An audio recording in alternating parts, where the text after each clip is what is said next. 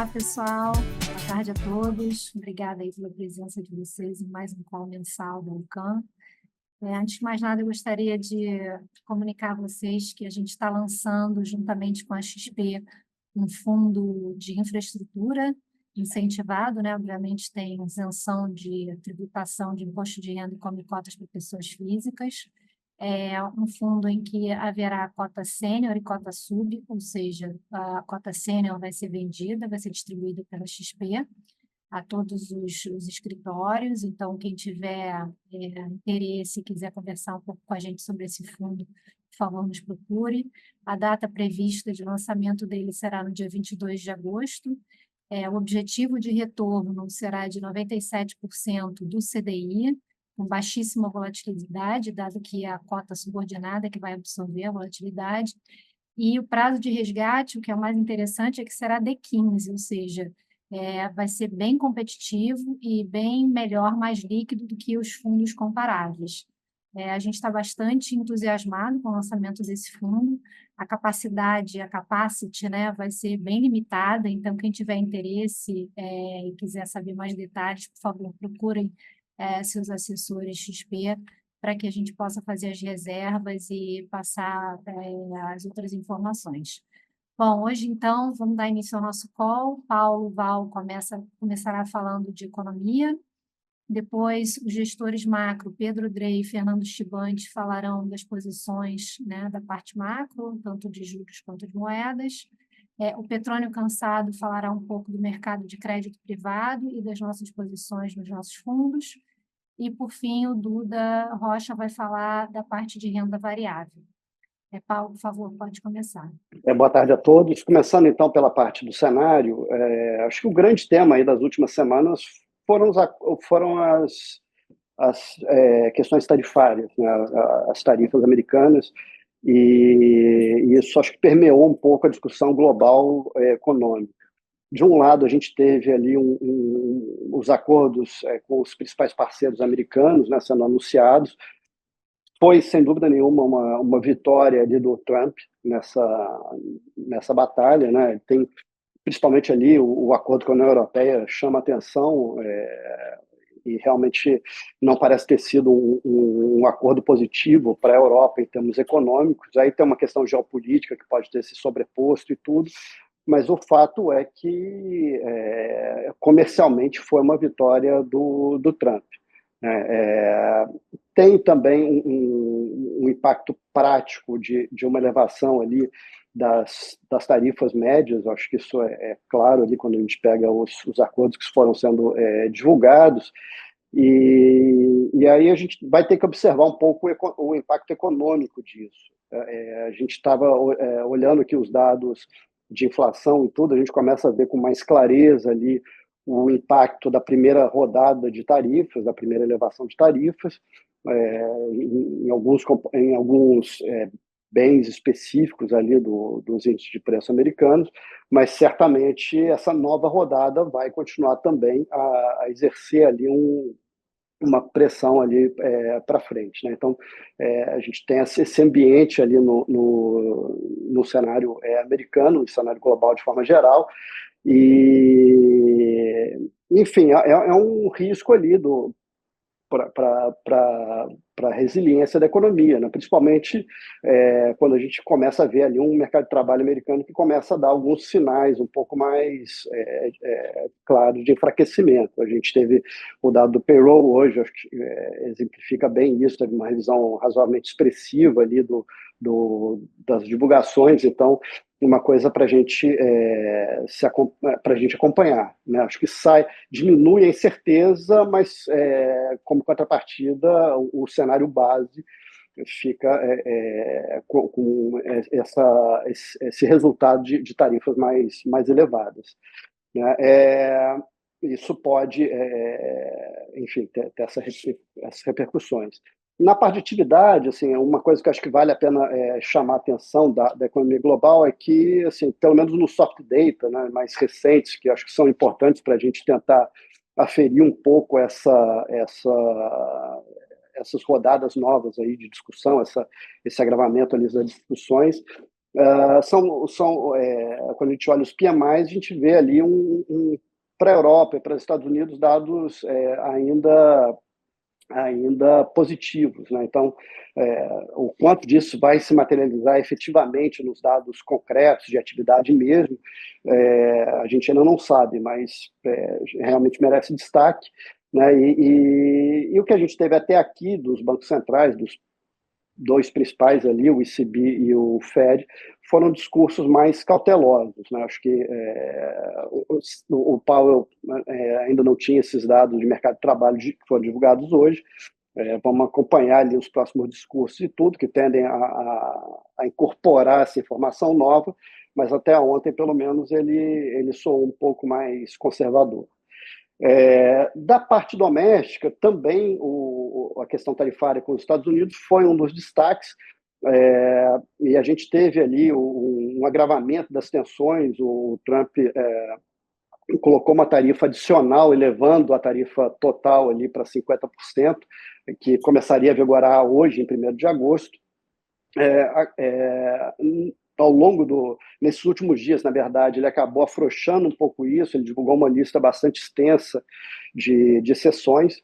Uma parte razoavelmente grande da nossa pauta foi isenta desse adicional da tarifa. A tarifa de 10% continua em vigor, mas os 40 adicionais foram retirados desse pedaço. E foi adiado para o dia 8 a entrada em vigor dessas novas tarifas. Ao longo desse período, a gente pode ter repercussões tanto positivas na linha de isentar outros produtos. Autoridades americanas comentaram ali da possibilidade de isentar da tarifa adicional bens que não sejam produzidos nos Estados Unidos, e aí poderia afetar itens como cacau e café, que são parte da nossa pauta de exportação. Mas também a gente pode ter alguma repercussão negativa no sentido da questão da importação de derivados de petróleo da Rússia, né? O Brasil importa ali tanto fertilizantes quanto combustíveis ali da Rússia. Então a gente pode também ter esse tipo de repercussão. Acho que é uma coisa para acompanhar. Sem dúvida nenhuma, a incerteza nesse fronte tarifário é grande. Só que ele não é a única fonte de incerteza. A gente também teve o anúncio de sanções ali ao ministro Alexandre de Moraes, usando a Lei Magnitsky, né? Em princípio, pelo que está sendo anunciado até aqui, enfim, a repercussão econômica parece razoavelmente baixa, né? Mas é um passo numa direção que pode ser complementado por outros, né? E aí, eventualmente, pode ter alguma repercussão econômica, dependendo da escala enfim, da amplitude dessas de novas adoções ali de sanções desse tipo, né? Acho que é uma coisa que a gente vai ter que acompanhar também. A previsibilidade sobre isso é baixa, mas assim, tem julgamentos ali do Bolsonaro no Supremo, tem a própria questão da regulamentação da eleição do ano que vem, que vai ser feita pelo TSE ali em outubro. Então, são fontes ali de atrito potencial ali nos próximos meses. Coisas para se acompanhar. Acho que essa incerteza certamente não foi dirimida com as ações que foram adotadas até aqui, né? Para complementar a parte do cenário, acho que na parte fiscal a gente teve uma evolução que foi um pouco mais positiva para o governo, que foi a manutenção de uma parte grande ali do decreto do IOF. Isso, de forma geral, ajuda a fechar as contas desse ano, do ano que vem, as contas as contas fiscais, né? Esse ano não parece um grande problema chegar na meta, usando o intervalo da banda. Então, a gente não está muito preocupado com esse ano. O ano que vem é um desafio maior, mas eu acho que essa incerteza diminuiu um pouquinho com a decisão do Supremo. E a gente teve o Copom, né? E o Copom, acho que foi um Copom que atuou ali na linha de não gerar ruído. O BC ele teve algumas vitórias ao longo da janela desde a última reunião. A atividade tem dado alguns sinais de desaceleração, alguns sinais adicionais. Acho que a grande exceção a isso é o mercado de trabalho, que continua forte demais, mas os outros dados têm mostrado alguma moderação. A inflação também tem mostrado alguma moderação, apesar de continuar muito alta, ela cedeu um pouco, as expectativas na mesma direção, né? Então, eu acho que ele teve algumas vitórias, mas ele evitou, enfim, um tom muito positivo no comunicado. Ele optou ali por uma comunicação mais conservadora. Amanhã a gente tem a divulgação da ata, então é uma coisa que complementa isso, acho que vale a pena ficar mais atento, mas em princípio é um BC que continua jogando na direção de falar, não, eu estou em pausa, eu posso voltar a subir caso a taxa de 15% não seja suficiente. Né? Obviamente, a estratégia de voltar a subir hoje parece muito pouco provável, mas com isso, pelo menos, ele tenta adiar a precificação de cortes ali na curva e tenta, com isso, também ampliar um pouco a potência da política monetária aí nos próximos meses, pelo menos. Bom, acho que é isso aqui da parte de cenário, e com isso eu passo para o Pedro para falar da parte de juros. Obrigado, Paulo. Bom, boa tarde a todos. Dando sequência aqui, falando um pouco do mercado de juros. O que a gente viu no mês passado foi, de certa forma, uma reversão do que o que a gente vem acompanhando aí, basicamente ao longo do ano todo. A gente vem há muitos meses aqui falando um pouco desse reequilíbrio de portfólio que está saindo dos Estados Unidos e repatriando, indo para outras regiões, né? Uma retirada dos excessos aí das posições nos Estados Unidos. Acho que o Júlio viu um pouco dessa reversão, e eu acho que em cima desse tema principal desse ano, que é a questão de política tarifária. Como o Paulo já bem colocou, né, o avanço nos acordos, a gente tem uma redução da incerteza. Apesar de um cenário mais desafiador, é um cenário com menos incerteza. Então, eu acho que a incerteza muito elevada que contribuía muito para esse movimento, né, e conforme esse capítulo das tarifas foi avançando, a gente foi virando a página aí desse tema, a gente observou um refluxo aí nessas questões, né, e aí, né, a gente viu os ativos americanos com uma performance boa, o dólar com uma performance muito boa, as outras moedas perdendo valor frente ao dólar, corrigindo um pouco o movimento dos meses anteriores. Acho que essa foi a temática de julho, e e alguns outros vetores contribuíram nessa direção, né? A gente até então estava observando, ainda está vendo, né, como o Paulo já comentou, um Fed bastante conservador, né, dado que é um banco central que está há muitos anos errando a inflação, e surge esse choque de oferta negativo de tarifa. Acho que ele corretamente mantendo uma postura cautelosa, porque tem muitas dúvidas com relação ao impacto da inflação. Então, o Fed vem mantendo até hoje uma postura cautelosa. Isso contribuiu aí para o movimento de renda fixa que a gente observou ao longo do mês de julho, que foi uma abertura de taxa quase que monotônica, né? Os mercados chegaram a abrir 30 bases, levaram a taxa terminal desse ciclo, dessa continuação do ciclo de quadro de juros, voltou para 3,30, o topo do range, né? E a gente observou na coletiva de imprensa o Powell com uma postura muito conservadora na semana passada, né? Então, na semana passada, não, nessa quarta-feira. Então, tudo isso contribui um pouco para esse movimento que a renda fixa americana fez, de abertura de taxa, mas acho que o grande acontecimento foi o dia de hoje. Hoje teve, né, essas revisões do payroll que o Paulo já comentou aqui, na verdade, apresentaram uma realidade completamente diferente do que o mercado acreditava, que era essa resiliência do mercado de trabalho americano, que era o que dava confiança para o Fed manter o juro no atual patamar. A despeito do Powell ter dado um downplay em divulgações mais fracas de payroll, o número de hoje, com essas revisões, teve um efeito muito grande no mercado. Foi uma revisão de 258 mil vagas para baixo em 2 meses. Então, a média móvel trimestral teve uma queda muito grande. E o que aconteceu na prática, quando se observa a série revisada, é que desde o Liberation Day, no início de abril, o mercado de trabalho estagnou, né? E a taxa de desemprego só não está subindo porque você está tendo uma queda da oferta de trabalhadores, né? Uma queda aí da população procurando emprego. Então, fica um quadro de difícil leitura, mas fato é que o mercado de trabalho está diferente do que o que a gente imaginava. A gente já viu o mercado de trabalho com alguma desaceleração, qualitativamente falando, e acho que agora a história ficou um pouco mais clara. Então, hoje o mercado, né, hoje no primeiro dia de agosto, o mercado está fazendo uma reprecificação muito grande, voltou para o low do range lá da taxa terminal, voltou para 3%, que foi o low que o mercado fez desde do estresse das tarifas, né? Mas a nossa visão aqui, a gente está com pouco risco lá fora. A gente ainda acha que é um quadro de muita incerteza, apesar dessa fotografia agora mais fraca do mercado de trabalho e da economia como um todo. Ainda existe uma incerteza no lado da inflação muito grande, e o próprio Powell fala muito que ele tem um mandato duplo, mas o desvio que ele está da inflação para a meta é maior do que o desvio do mercado de trabalho. Então, um Fed que ainda se mostra preocupado com o desvio da inflação, a inflação ainda estão aparecendo os sinais de tarifa, as tarifas estão entrando em place de maneira mais forte agora, então existe um risco de a inflação se mostrar ainda pressionada. Então, eu acho que não é um cenário que está claro, na nossa opinião.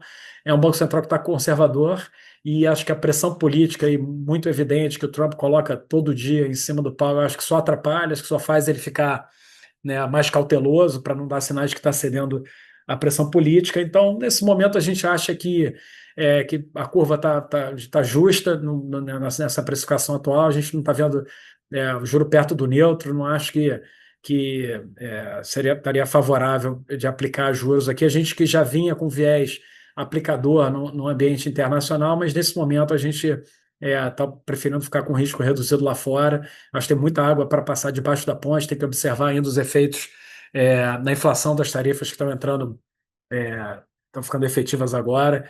Então, eu acho que o mercado ainda vai continuar volátil, sem uma tendência muito clara aí, na renda fixa americana, e isso é impacto nos outros mercados.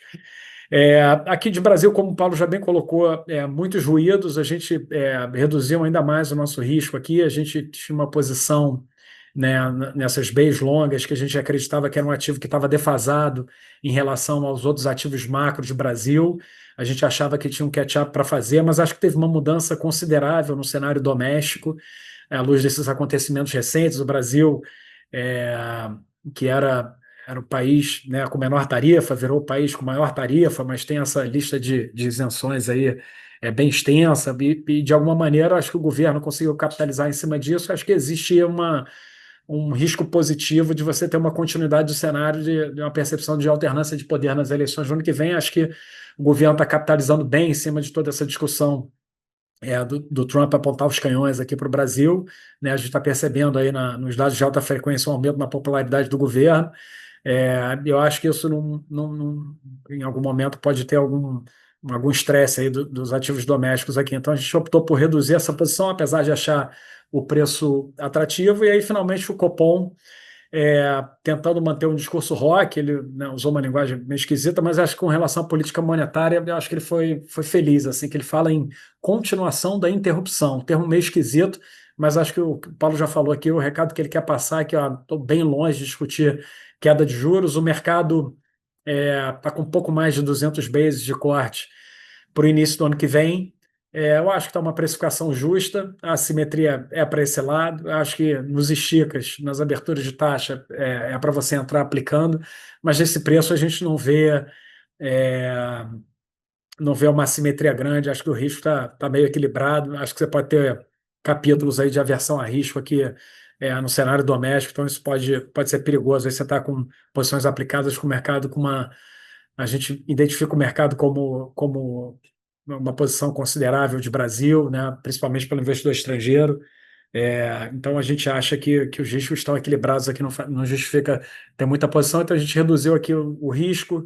A gente tem operado de maneira tática, aguardando aí as próximas definições. Então, eu acho que o recado principal é esse aumento de ruído por conta dessa relação com os Estados Unidos, os impactos políticos disso, e o Copom mantendo uma postura rock, que eu acho que está sendo feliz no sentido de evitar alguma deterioração adicional das expectativas. Pelo contrário, acho que ele está capitalizando no momento em que a inflação tem uma janela favorável, né, até novembro, o IPCA médio 0,30, então você tem de fato uma janela favorável. Acho que os preços já incorporam isso, mas acho que o BC faz bem tentar capitalizar nessa janela para evitar uma deterioração adicional nas expectativas de inflação, visto que a política fiscal continua sendo um ponto de fragilidade muito grande. A gente já falou muito aqui de todas as derivadas de impulso que devem acontecer no início do ano que vem, então a gente não acredita numa convergência da inflação para a meta. Então, eu acho que tem tem um desafio enorme pela frente aí para o Banco Central manter esse juros no patamar atual aí por bastante tempo. Então, acho que é isso o recado que eu tinha para passar. Vamos dar sequência para o Chibante aí com o mercado de moedas. Boa tarde a todos. Acho que aqui na parte de moedas foi né, o julho, acho que marcou o primeiro mês do ano aí de fortalecimento mais expressivo aí do dólar. Foi muito mais concentrado nas moedas de desenvolvidos, mas também teve impacto nos emergentes. Acho que destaques o peso chileno e o real. Acho que assim olhando aí o global, a gente segue acompanhando, acho que principalmente aí o que está acontecendo a política monetária, né, nos Estados Unidos. Né, depois o Pedro comentou, a partir desse número de hoje aí, acho que existe a expectativa de que o Fed possa ter mais espaço aí nos próximos meses para realizar cortes marginais de juros maiores do que nos outros bancos centrais aí do mundo. Eu acho que em tese é isso que talvez passe a dar nos próximas semanas aí uma sustentação aí nessa visão de dólar mais fraco no médio prazo. Mas, por outro lado, a gente vê alguns fatores que podem jogar contra essa tendência. Acho que a questão né, de ter passado aí, está passando aí a evolução aí dos acordos tarifários, né, como já foi comentado, reduz aí as incertezas. Acho que fica a percepção também de que os Estados Unidos também sai fortalecido aí nesse processo. É, por outro lado, você tem a parte técnica também, acho que os indicadores que a gente olha aqui já mostram os posicionamentos aqui já bastante vendidos em dólar, né, dos últimos 2, 3 meses. Essa posição foi uma posição expressiva, aí um movimento muito forte que aconteceu. Então, acho que pode ter também né, um contraponto por esse lado também. Então, é um cenário ainda bastante desafiador. Acho que olhando aqui passando para a parte de Brasil, a gente segue com um destaque muito negativo, né, na parte de fluxo financeiro, continua bastante ruim. O mês de julho acabou sendo o pior mês aí, pior mês de julho em termos de saída financeira desde 2015. Acho que é um dado bastante, né, que já vem há algum tempo aí preocupando a gente. Além disso, tem um ambiente doméstico também que é bastante tenso, né, para essa parte geopolítica aí, acho que essa questão toda aí continua uma temperatura muito elevada e não está com muita cara de que vai ceder no curto prazo. E além disso, tem uma piora né, ainda consistente aí que a gente vem vendo aí nas contas externas. Acho que é um reflexo aí que a gente vem comentando aqui de uma economia que segue aquecida, muito por conta aí da nossa visão aí do impulso fiscal do governo. Então, eu acho que o que sobra aqui a favor, no caso do real, é o carrego, como sempre. Eu acho que o carrego faz sempre o contraponto. Acho que, no fundo, eu acho que acaba sendo quase que o único ponto aí a favor do real. E aí fica né, essa, essa briga, né? Quando você tem a vol diminuindo, né? O carrego ganha um destaque muito grande. Quando a vol aumenta, eu acho que os fundamentos macros acabam ganhando, que são mais frágeis, né? Acabam ganhando peso. Então, está num momento bastante desafiador aqui no mercado. Então, em termos de estratégia aqui, a gente, por conta dessas incertezas, a gente vem mantendo uma posição muito mais tática, uma exposição mais reduzida, então estamos optando aqui por aguardar sinais um pouco mais claros aí antes de tomar posições estruturais aí mais relevantes aqui no mercado de FX. Acho que é isso aqui do meu lado. Eu passo para o Petrônio para falar da parte de crédito. Obrigado, Chibante. Bem, eu vou tentar falar de crédito aqui a partir desse cenário que foi traçado aí pelo Paulo, Pedro e Fernando, né? Eu acho que esse mês passado foi um mês com muita novidade. E elas não afetam diretamente o mercado de crédito no Brasil, porque muita coisa é do cenário externo, como o Paulo comentou, juros nos Estados Unidos definido, tivemos uma surpresa, talvez, nessa questão de negociação dos Estados Unidos, é, que de um lado mudou um pouco o fluxo que estava acontecendo, né, mas eu acho que de forma geral a gente tem que ver o efeito indireto para o Brasil, né? O que eu acho que acaba acontecendo é essa vol maior que a gente está vendo lá fora, né, na curva de juros, essa perspectiva de eventualmente esse movimento que estava tendo a favor de emergente e saindo ativo dos Estados Unidos, esse negócio voltando um pouco, isso pode ser um pouco mais negativo no curto prazo, mas assim, o mais importante é que esse cenário de incerteza, novidade, ele está assim, se consolidando como uma coisa mais demorada, né? Então, a gente está vivendo mês após mês, né, sempre novidades e volatilidade bem elevada no mercado externo, e o que acaba gerando para cá essa incerteza de um lado, investidores mais conservadores, né? E do outro lado, um patamar de juros bastante alto. Acho até que a postura do Copom no Brasil, a recente, que coloca exatamente isso, né? A gente vai ter um juros mais alto por mais tempo, esse é o cenário com o qual a gente já vinha trabalhando, e eu acho que esse cenário externo ele só reforça, e talvez a principal novidade que a gente tem, né, de Brasil, e combinado com esse cenário externo, é essa tensão um pouco maior que a gente está vivendo do Brasil em relação aos Estados Unidos, do ponto de vista comercial, barra político, geopolítico, como você queira dizer, e eu acho que é muito difícil a gente cravar o que acontece em termos de preço de mercado, mas uma coisa que eu acho que está claro até dada a novidade da situação, é que as pessoas tendem a ficar novamente mais conservadoras, e esse conservadorismo ele se traduz em fluxo para o mercado de crédito ou mercado de renda fixa.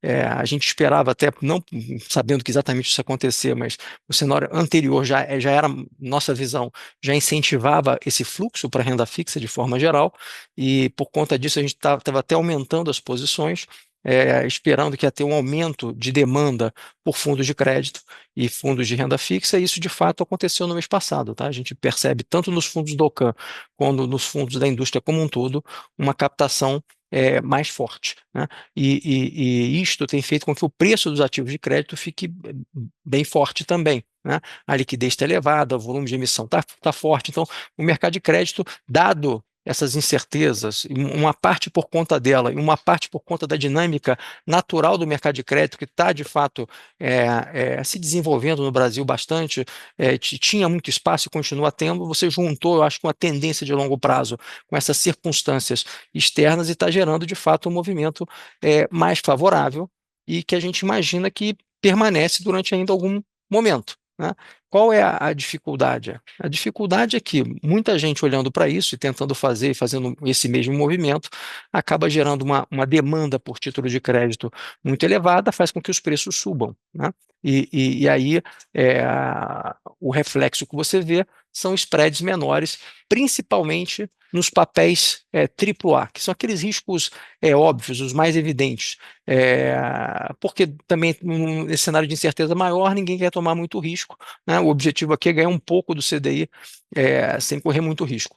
Eu acho que neste papel ainda tem oportunidade, os fundos estão indo bem, o que você não deve esperar é ter retornos assim extraordinários, né? A gente deve imaginar nesses fundos de crédito mais conservadores o retorno um pouco acima do CDI, né? Quem que quiser buscar retornos maiores, eu acho que aí ou a pessoa tem que tomar um pouco mais de risco de crédito, e aí talvez na nossa visão aqui, a gente já tem falado isso há algum tempo, talvez o melhor caminho seja tomar um pouco mais de risco de liquidez, né? E fazer mais operações estruturadas, que tem uma liquidez menor, mas tem uma estrutura de garantias que te permite fazer algumas coisas com um pouco mais de spread, você tem uma rentabilidade maior, mas você abre mão, né, de ter o dinheiro para sacar amanhã, né? Vai ter que deixar o dinheiro parado trabalhando, né, durante um prazo maior.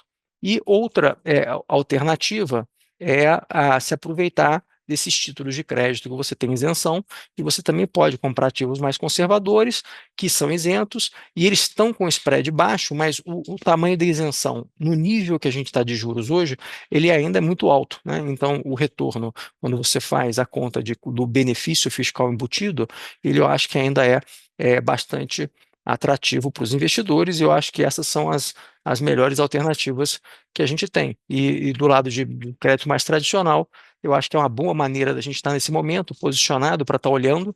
Eu acho que é bom olhar de fato, né, o que vai acontecer, em vez de ficar querendo adivinhar e fazer uma aposta muito grande num cenário que eu acho que é novo para quase todo mundo. Mas não dá para esperar ter um retorno como a gente viu nos últimos anos. Eu acho que vai ser um bom retorno, mas um patamar um pouco mais comedido. Isto posto, né, eu acho que nossos fundos foram bem e a gente está montando mais produtos, como a Bel comentou, para dar oportunidade para os clientes de tirar o melhor proveito do cenário que a gente está vendo no ambiente de crédito privado. Eu acho que é isso, passo aí a palavra para o Duda. Bom, obrigado, Petrônio. É um prazer estar falando aqui com vocês. Bom, o comportamento da Bolsa foi bem díspare, a Bolsa internacional com a Bolsa brasileira, né? A Bolsa lá fora subiu mais de 2%, aí, principalmente o índice S&P, que é o mais comumente utilizado, e a Bolsa aqui caiu mais de 4%. Tá?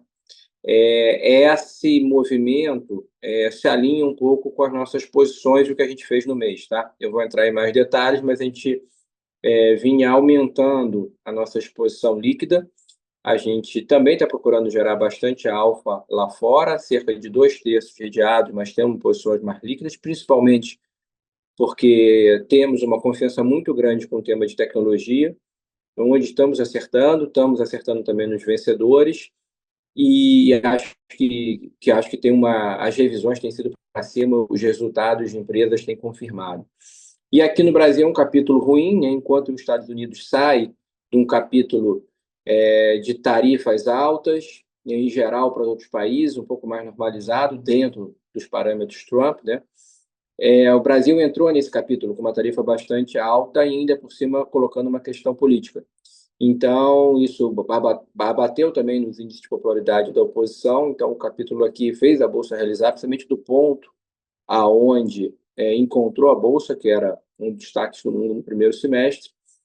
A gente, no resultado dos fundos, né, o retorno absoluto, por exemplo, o nosso principal fundo multimercado, ele perdeu 0,9% no Brasil, mas essa perda, ele ganhou mais de 3% no semestre. Essa perda eu atribuo um pouco à realização de alguns papéis que a gente tem no setor de bancos e utilities, que foram alguns destaques de queda, depois de uma performance muito grande, mas alguns desses papéis a gente até vem aumentando, porque acho até que gerou oportunidade.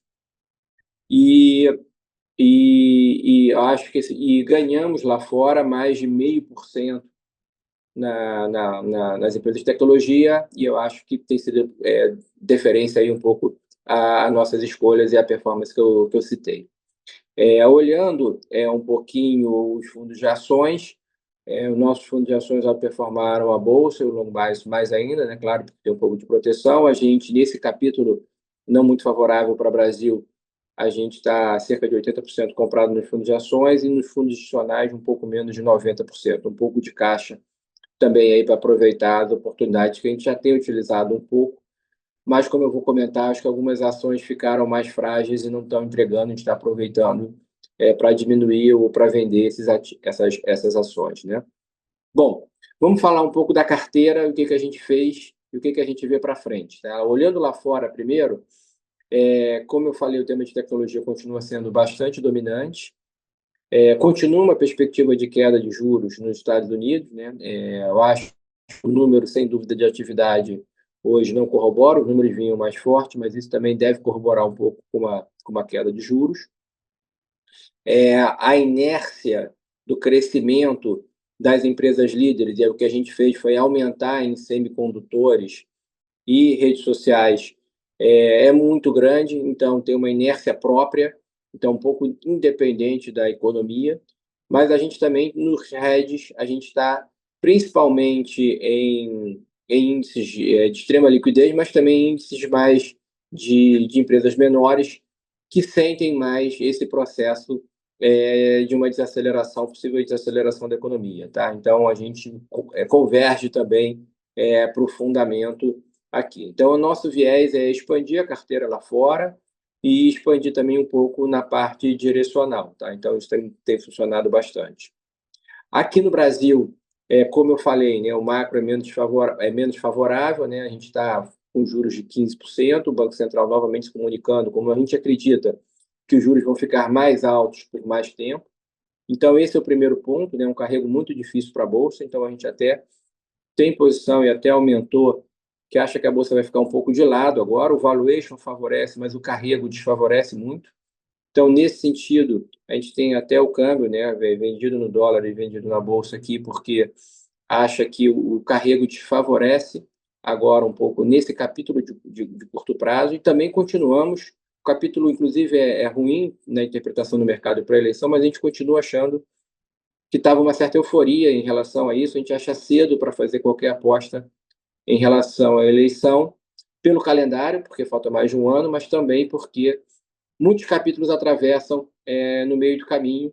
Então, a gente prefere aqui gerar totalmente redeado e pegar distorções justamente quando há uma extrapolação no movimento como agora, tá? O que a gente fez? A gente continua gostando do setor de bancos, seguradoras e empresas de construção de baixa renda, porque todas se beneficiam de juros mais altos, né, assim, principalmente relativo aos outros setores. Em bancos, a gente diminuiu em banco de investimento, continuamos apostando contra alguns bancos que não estão entregando resultado, mas temos o viés até de aumentar em alguns bancos que acham que no calendário de resultados vão entregar uma qualidade de lucros bastante favorável, extrapolando aí um crescimento pelo menos de 15% ao ano de lucro, como a gente gosta. No setor de utilities, a gente diminuiu um pouco empresas de geração, na verdade, aumentando o hedge dentro do próprio setor. Tem empresas também do setor de utilities nessa realização que a gente até está aproveitando para estar com viés de estar aumentando a posição, então, posições relativas também bastante interessantes. Mas, como eu falei, né, o setor foi também um sinal de fraqueza aí no mês de realização. Então, a gente mantém aqui uma proteção maior para ficar mais redeado, tá? Dentro do hedge, a gente diminuiu o hedge de mineração, até porque gerou oportunidades para isso, e aumentou em consumo de algumas empresas que a gente acha que não vão entregar resultados, e nesse capítulo um pouco mais desfavorável, né? Existe um risco aqui no Brasil, talvez até maior, dado os juros altos do que existe nos Estados Unidos, de uma desaceleração um pouco mais forte na economia, né? De novo, aonde a gente está investido, que são alguns bancos excepcionais, algumas empresas de utilities muito bem posicionadas, isso vai bater menos, né, seguradoras e empresas de construção de baixa renda, mas vai bater mais no consumo, aonde a gente fica um pouco mais cauteloso. Então, eu acho que seria basicamente isso. Hoje, o retorno absoluto está cerca de 55% comprado, 47% vendido, então cerca de 8% de exposição líquida. Essa exposição líquida totalmente focada no mercado externo e totalmente redeada aqui no Brasil, onde o beta da carteira comprada também é mais baixo. Bom, eu acho que basicamente seria isso. Eu passo para a Isabel se tiver perguntas. Oi, Duda, obrigada. A gente tem algumas perguntas em vários segmentos, tanto de crédito, quanto de macro e também de bolsa. Vamos lá, vou começar com você, tá, Duda? A primeira pergunta, são duas perguntas de bolsa, né? A primeira é o seguinte: nessa temporada de resultados das empresas americanas, as empresas de tecnologia que a Alcan acompanha demonstraram alguma preocupação com perda de margem devido aos impactos das tarifas ou seguem confiantes? Boa pergunta, né? Assim, quando você olha até empresas muito afetadas, como a Amazon, que reportou resultado ontem à noite, Ela até cai hoje, mas é pela questão de um pouco menos de crescimento na parte de cloud, mas na parte de varejo, que seria mais impactada, né, grande parte dos fornecedores dela, ou parte relevante ao menos, venda exterior ainda não está impactando. E como eu falei, para padrões Trump, que não são muito normais, mas as tarifas, houve uma certa normalização da cadeia, e como existe o exemplo do Brasil, muitas exceções dentro dessa cadeia de fornecimento. Então, eu espero algum efeito, mas um efeito marginal, e não está acontecendo. Mas o principal, né, empresas que a gente gosta, só para citar TSM, na Ásia, que reportou resultados acima do esperado, Microsoft, que teve um crescimento de cloud, reportou resultados acima do esperado, Meta reportou resultados muito acima dos esperados e com um crescimento em ads, né, em anúncios, muito forte, muito acima da concorrência. Então, as empresas líderes, as empresas alfa, continuam com um desempenho bastante forte. Esses setores, essas empresas que eu citei, até têm menos efeitos sobre tarifa, mas o ponto é, essa questão geopolítica de tarifa está diminuindo, na nossa opinião, no mundo, né, que sempre atravessa um pouco esse conflito do Oriente Médio, da Ucrânia, que está gerando essa tensão, mas é favorável. Tá? Só um outro ponto que eu acho também que a gente fez de diferente, a gente se manteve uma posição neutra, tanto no fundo de ações quanto nos multimercados e no setor de óleo. E a gente não tem um viés negativo para o óleo agora. Tá? A gente tem até um viés um pouco mais positivo no ouro, onde a gente tinha comprado empresas de ouro, e não negativo no setor de óleo. Isso também eu acho que fez uma performance positiva para a gente aqui, porque o setor teve uma performance melhor do que os outros setores no Brasil. Segunda pergunta, Duda, em relação ao Brasil, se a gente está vendo algum sinal de desaceleração nos resultados das empresas listadas, e se sim, como que a gente poderia se proteger desse cenário? Tá. Eu acredito que o cenário é favorável para gerar alfa, porque os vencedores vão se mostrar mais vencedores, vão se beneficiar até com excesso de caixa, por exemplo, de alguns bancos que estão com excesso de caixa, de acelerar suas carteiras, e outros bancos que estão em posição mais favorável ter uma desaceleração maior. A utility, também pela característica do setor, vai ter uma resiliência boa de resultados, acho que vai vir sem surpresas, mas, como eu citei, o setor de consumo, de novo, particularmente o setor de vestuário, que continua uma competição muito grande com o e-commerce, que a gente também, mesmo no e-commerce, já está conseguindo ver alguma desaceleração. O setor de bebidas, né? A Ambev já reportou resultado com uma queda relevante de volume, e isso foi, vamos dizer assim, diferente do padrão de quase 10% de queda do que normalmente de uma empresa que tem um setor que tem uma estabilidade muito grande. Então, isso também é uma certa novidade. Acreditamos que o setor de saúde também não vai apresentar resultados muito auspiciosos, em linha, ou algumas empresas mais frágeis, um pouco mais frágeis. Então, eu acho que esse risco existe, mais ligado a consumo, mais ligado a fatores que são mais sujeitos aos juros altos que a gente vai ter, principalmente os juros altos que estão há muito tempo, né? Isso era algo que nós temíamos que tivesse uma desaceleração mais forte no primeiro semestre, isso não aconteceu, mas alguns indicadores antecedentes que a gente vê, como olhando os setores, os dados dos grandes bancos ligados a gastos de cartão, mostram uma certa desaceleração, que também acho que não vai ser nada dramático, né? Também há bastantes estímulos, mas acho que pode acontecer um pouco. Tá ótimo, Duda. Muito obrigada. A próxima pergunta eu vou pedir ajuda ao Paulo sobre a parte macro. Se a gente acredita que a queda observada nos números de mercado de trabalho hoje vão se refletir nos próximos dados de atividade econômica americana. Perfeito. Eu acho que assim, a primeira coisa que eu queria comentar é que assim, o número de hoje, a divulgação o dado da margem, ela foi mais fraca, mas o que chamou realmente atenção foi a revisão dos dados anteriores, né? Você teve a grande surpresa mesmo foram os dados de maio e junho, que vieram quase 260 mil vagas a menos do que a gente tinha antes, enfim, nos relatórios anteriores. E isso, de certa forma, eu acho que mostra uma proximidade maior com alguns dados que já estavam saindo. Por exemplo, quando a gente pega os dados de vendas finais no PIB americano, eram dados que já vinham desacelerando.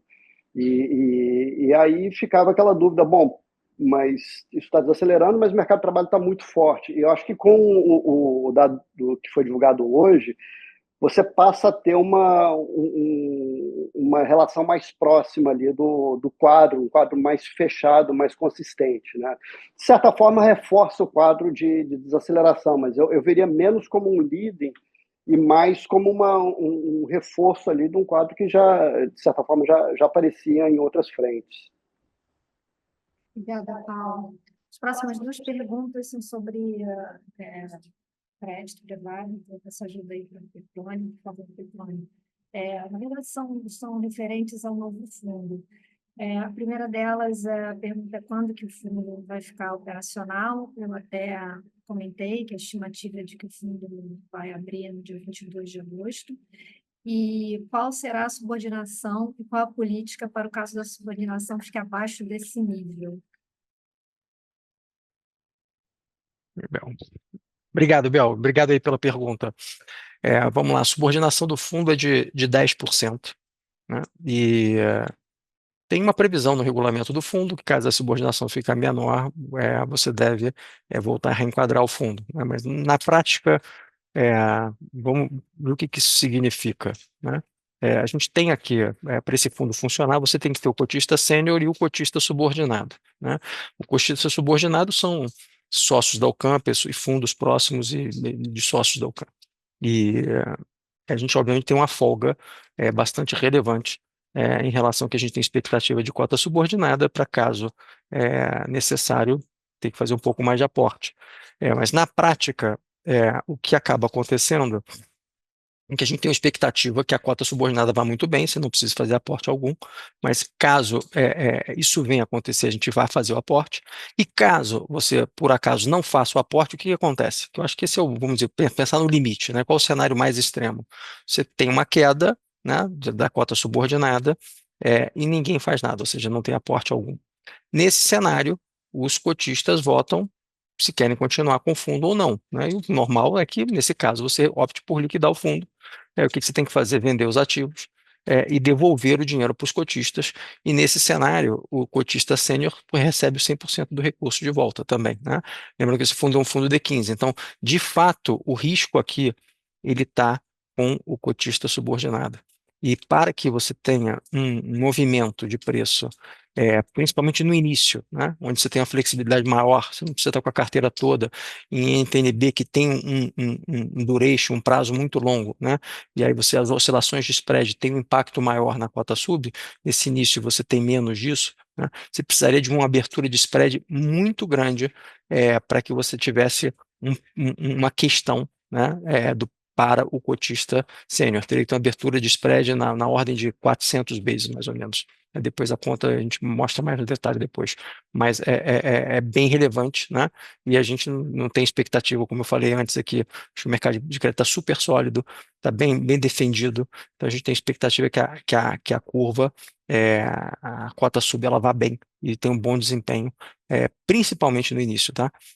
Lembrando que esse fundo é um fundo D15, não é um fundo de prazo longo, é um fundo quase de liquidez aí para os cotistas, que vai dar uma rentabilidade sem vol, né, isenta. Eu acho que é isso, Bel. Eu não sei se está respondida a pergunta. Sim. Uma outra pergunta que eu acho que você já respondeu de certa forma, quando a gente compara com o histórico, os ativos isentos estão com spreads reduzidos. Ainda acham que as debêntures de infra são uma boa alternativa de investimento? Quais seriam os principais riscos? Vamos lá. Eu cheguei também a falar no próprio call no início, né? Eu acho que a debênture de infraestrutura é uma boa alternativa de investimento, mesmo com o spread mais fechado. E o motivo é simples: a isenção, o benefício, né? Se você fizer a conta do benefício, ele é um percentual do retorno oferido, né? Durante um período. Esse percentual, hoje, na casa de 15%, né? E 15% em cima de 15%, que é a Selic hoje, você está falando de 1,75, quase entre 1,5 e 2, né? É, e este nível de spread para um papel de risco baixo, então AAA, é historicamente um nível bem interessante, né? Então, eu diria que você travar um retorno dessa magnitude que a gente tem hoje, isento por um prazo longo, é como sendo um investimento muito bom em relação a outras alternativas e mesmo do ponto de vista histórico. É, qual o problema que pode acontecer? E a gente já falou isso em algumas outras cartas também. Caso a gente tenha um fechamento expressivo, eu acho que tem que ser uma coisa expressiva, não é uma coisa pequena, das Bs, né? Isso vai fazer com que esse retorno nominal esperado daquele momento em diante ele fique mais baixo, portanto, o benefício fiscal fica menor, e aí talvez você precise de mais spread para compor um retorno que de fato torne aquele ativo atrativo para os investidores. Traduzindo em outras palavras, se a NTNB fechar muito, eu acho razoável imaginar e esperado que esse spread abra, né? E aí, como é que você se defende disso, é, como investidor, né? Eu acho que tem algumas maneiras. Uma delas você realmente está comprando um ativo desse sem fazer hedge. E, é, e aí você está o sabor aí da vol do papel, mas nesse momento de fechamento você vai ter um fechamento também, pode ser um menor do que a B, mas é um fechamento importante isento, ou seja, vai ter uma bela rentabilidade. E eu acho que o momento que está se entrando hoje é um bom momento, né, em termos de nível retorno nominal. Então, para um investidor que tem apetite e aguenta a vol, eu acho que investir sem fazer hedge é uma alternativa interessante. Qual o problema? Grande parte dos investidores acha que aguenta a vol, mas na prática, no dia a dia, não aguenta, né? A segunda a opção é você fazer um hedge mais dinâmico, né? Ou seja, no momento que realmente você perceber que está tendo esse fechamento, você diminui um pouco e deixa andar o mercado, etc. O ponto é que poucos fundos têm mandato para fazer isso, né? A gente aqui no Ocam tem um fundo que tem um mandato de operar macro também, né? Então, este veículo, que é o nosso infrativo, é, e é um fundo que tem uma vol, mas não como de um fundo sem hedge, né? Ele está indo bem também, é uma alternativa para algum tipo de investidor que tenha apetite para isento, aceite alguma vol, né? E eu acho que ele estaria protegido nesse cenário de fechamento, desde que a gente aqui como casa acerte o movimento, mas eu acho que, dada a turma aqui, a experiência passada, que a gente vai pegar no momento que tiver o fechamento dessa B, e essa estratégia eu acho que funciona, tá? Com um risco um pouco mais limitado. E a outra alternativa é você entrar numa estrutura de sênior e júnior, e aí você passou o problema de fazer essa gestão.